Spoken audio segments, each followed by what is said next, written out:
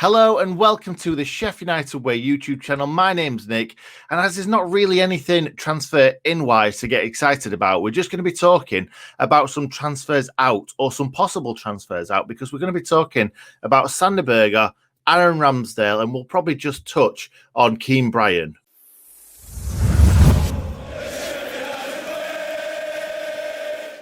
So about a week ago, it was reported that Sander Berge had told the club that he wanted to leave Sheffield United. And this has been confirmed by somebody who's very reliable and close to the club. However, it's not as cut and dry as these demands usually are. He's not necessarily saying that he doesn't want to be a Sheffield United player, and you could see that against Doncaster the other night. And he's definitely not going to down tools like some ex-Sheffield United midfielders. He was absolutely brilliant against Donny, starting all three attacks that led to our first three goals. But not just that, he held onto the ball so well. And I'm so excited to continue to see more of him. But before we continue, we need to address the wanting to leave comments. Because as we probably expected, he wants to play European football. And I'm absolutely certain that he's going to have a long career playing top-tier football. Now, I'm never a blade that's ever wanted to stand in a player's way who's wanting to go on to bigger and better things. And if Sander leaves, I'll congratulate him and say good luck for the rest of his career.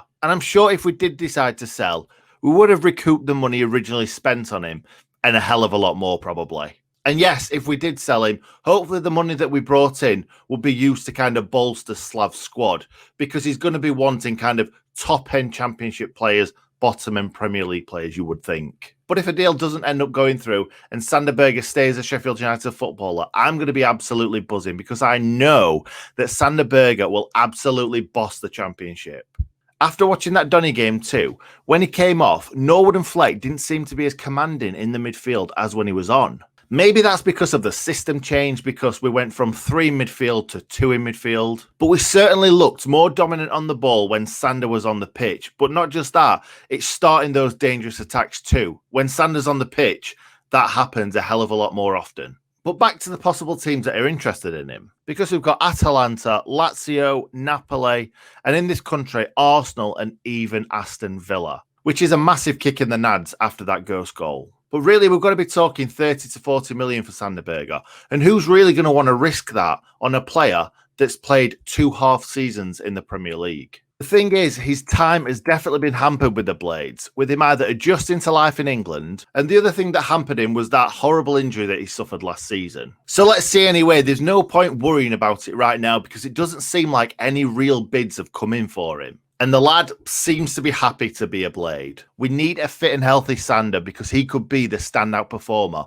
in a successful season. So let's calm down and let's just see what happens in the next few weeks. Right, we're not going to be talking about this for too long because I know it was kind of last week and the week before, and the week before's fish and chip paper. But after weeks and weeks of umming and ahhing, the contract that was originally offered to Kean Bryan has been revoked. But the weird thing about this one is that apparently he's had no contact with anyone at the club.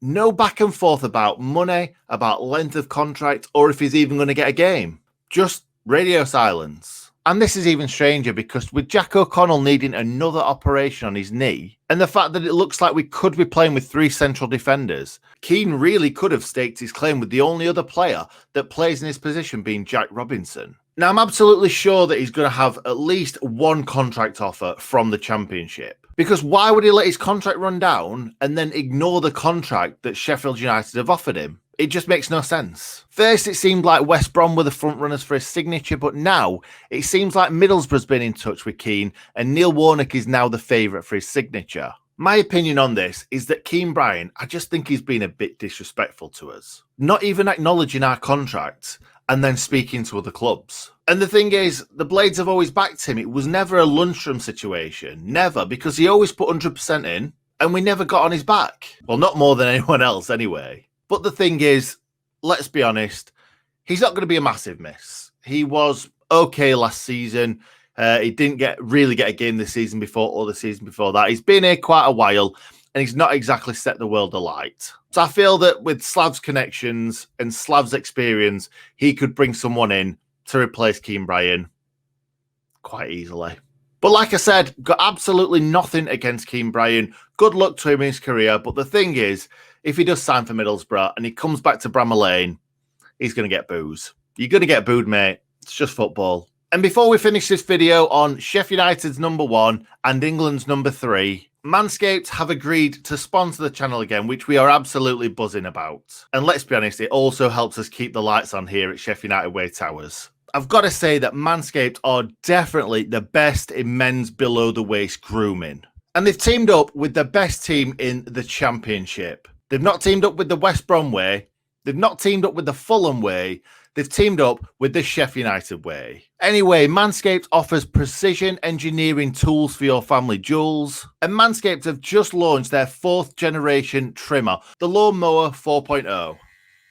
Now, I've been using the Lawnmower 3.0 for some time now, and it's absolutely brilliant, so I can't wait to start using this. And what's even more exciting is that I'm one of the first people to try the 4.0 trimmer. And if Hal wasn't on holiday right now, he'd be getting one of these too. So, unlucky Hal. The 4.0 trimmer is an even closer shave than the 3.0 trimmer. And we all know we do not want any accidents when we're down there. The Lawnmower 4.0 allows you to customize your trim through additional guard lengths. It features a cutting-edge ceramic blade to reduce grooming accidents, thanks to their advanced skin-safe technology. So join over 2 million men worldwide who trust Manscaped with this exclusive offer of 20% off and free worldwide shipping with the code TSUW at manscaped.com.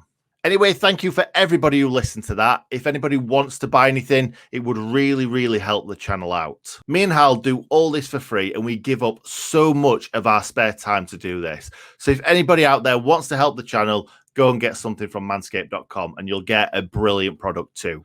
Now, moving on to Aaron Ramsdale, I'm not going to keep you for too long because at the moment, it just sounds like rumours. He played against Donny. He looked happy. He looked buzzing for the new season. I'm happy. The only club that seems to be interested in Rammers is Arsenal.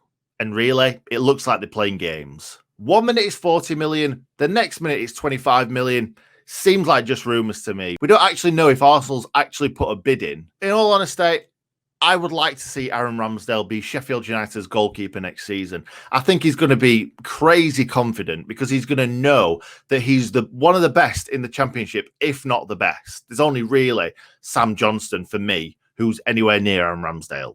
But saying that, if 35 to 40 million comes in, I don't think I'd be massively against it. Just as long as we spent the money on a replacement, an experienced replacement, that is. I do think he's a great prospect, and I do think he'll do well in the Championship. But I honestly don't think his all-round game is quite good enough for the Premier League. And for him, I think the Arsenal move would be the worst thing possible for his career because the Arsenal fans will ruin him. If he thinks that the Blades fans were bad at the start of the season when he was making mistakes, then the Arsenal fans have a lot louder voice. And with him being such a confidence-based player, I feel like even if he makes one mistake, he's going to get lynched. So even if this transfer does go through, I think this transfer is bad for Arsenal and bad for Aaron Ramsdale. And if we only get 25 million for him, it's bad for us too. But anyway, we'll finish there. Hopefully, we're not just going to be talking about out soon. We're going to be talking about ins as well, because Slav did say that after the Doncaster match. He said that we're looking forward to getting some plays in very, very soon. I think he said 1 or 2, which I'm very, very excited about because I hate us being in limbo because at the moment, it's kind of like we've not signed anyone. We've not really let anyone go that we're that bothered about. So it's one of them, are we going to lose players to gain players, or are we going to gain players and then have to lose? We don't know. Let's see. Nothing's changed as we speak right now, but hopefully in the next day or two, we're going to get some players in and hopefully keep Arsenal and Villa and all them away from our good players. Thanks for watching, guys. See you next time.